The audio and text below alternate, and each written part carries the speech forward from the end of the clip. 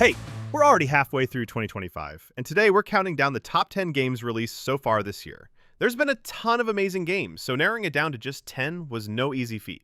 We focused on games that are popular and worth your attention, and trust me, this list has some real gems. Let's kick things off with number 10. Mario Kart returns, bigger and more ambitious than ever. Is it the best Mario Kart yet? The jury's still out. Is it worth $80? Still up for debate. But one thing's clear, it's a fantastic Mario Kart experience. Thanks to its open-world design, the variety of courses is incredible. The level detail in the maps and character skins is impressive. Nintendo took the if it ain't broke, don't fix it approach, but still added fresh features, new items, new moves, and solid online modes. The new Knockout Tour mode is a standout. It really spices up the gameplay and keeps things exciting. This game shines best with friends, making it a perfect social racer. It's a 2025 hit, and we're eager to see if it lives up to the legacy of Mario Kart 8 and Mario Kart 8 Deluxe, which remain some of the best-selling games of all time. Will Mario Kart World continue that tradition? Time will tell. Coming in at number 9 is The Alters, the latest from the creators of Frostpunk and This War of Mine. Think of it like Fallout Shelter, but in fully 3D, with a deep, gripping story. You play as Jan Dolsky, a lone survivor stranded on a space station after a tragic accident wiped out his entire crew. To survive, you clone versions of yourself, each with different skills and life experiences. Need a doctor? Clone the version of you who went to med school. Need a researcher? Clone the scientist you. It's trippy, weird, and surprisingly fun, combining survival mechanics with a unique narrative twist.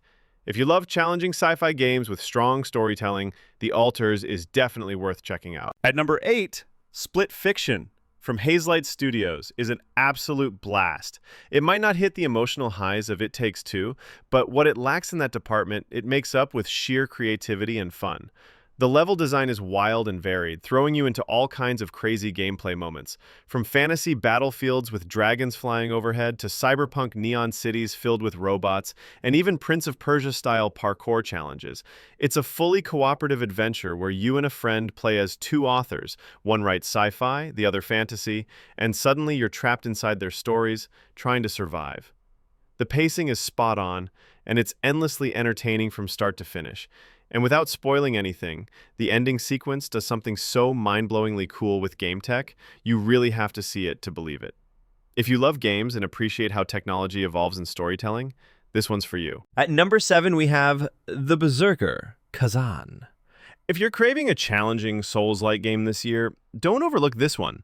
Since release, it's steadily gained players and earned great reviews on Steam.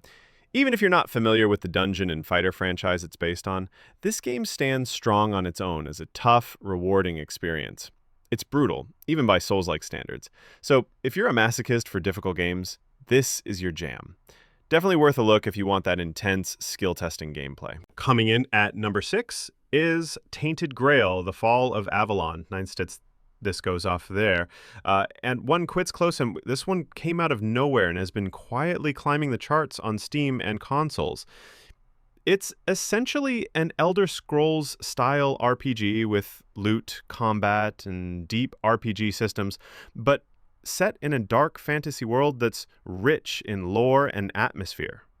Graphically, it might not wow you at first glance, but the creative art direction and music really make it stand out. For those waiting for the next big Bethesda-style RPG experience, this game delivers a fresh breath of air, even if it's clearly inspired by the classics. It's not overwhelmingly long, so it won't overstay its welcome. If you love deep RPGs with strong world building, this one's definitely worth checking out. At number 5, we have Doom: The Dark Ages. Doom is back with a new twist, shaking up the formula once again. If Doom 2016 was straightforward and Doom Eternal was lightning fast with tons of resources, then Dark Ages feels a bit chunkier and more aggressive, still fast, but with a fresh medieval setting. The weapons, environments, and level design mix things up, and there are wild moments where you pilot mechs or ride a fire-breathing half-robot dragon. It's like a metal album cover brought to life, loud, chaotic, and brutal. While some mech sections feel a bit repetitive, the core gameplay shines. Throwing around a Captain America-style shield and shotgun-blasting demons never felt better. The new Doom games aren't afraid to experiment, so every fan might find a personal favorite. Will this be yours? Hard to say, but one weapon shoots shattered skulls as shrapnel, definitely a brutal highlight you'll love to see. At number 4 is Death Stranding 2. The latest from Metal Gear Solid creator Hideo Kojima and Kojima Productions. If you enjoyed the first Death Stranding's package delivery walkathon, you'll find a lot more here. Combat encounters are deeper and more varied, stealth tools are improved, and the story pacing feels much better integrated throughout the game. Visually, it's stunning, and the soundtrack is unforgettable. From intense boss fights to surreal story moments, Death Stranding 2 delivers plenty of memorable experiences. Coming in at number 3 is Elden Ring, Nightreign. For those craving more Elden Ring, this offers a different twist. Not for everyone, especially if you're a From Software purist. It's best played with a good group of friends and offers serious challenge with a large roster of bosses that can be scaled in difficulty. You pick a character, class, and explore open areas together, encountering both new and familiar foes.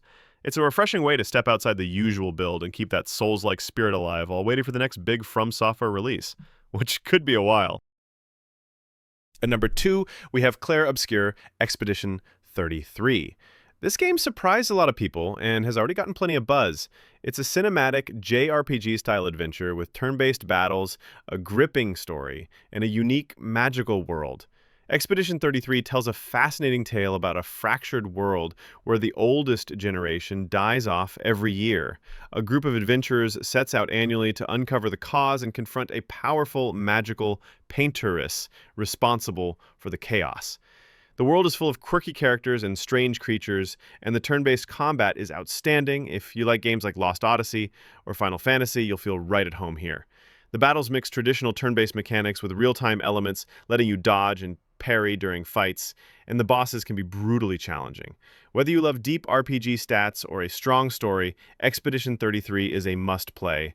I've sung its praises before, and it remains one of my favorite games this year. From the music and creativity to the story behind its making, I just love everything about it. At number 1, it's Kingdom Come: Deliverance 2.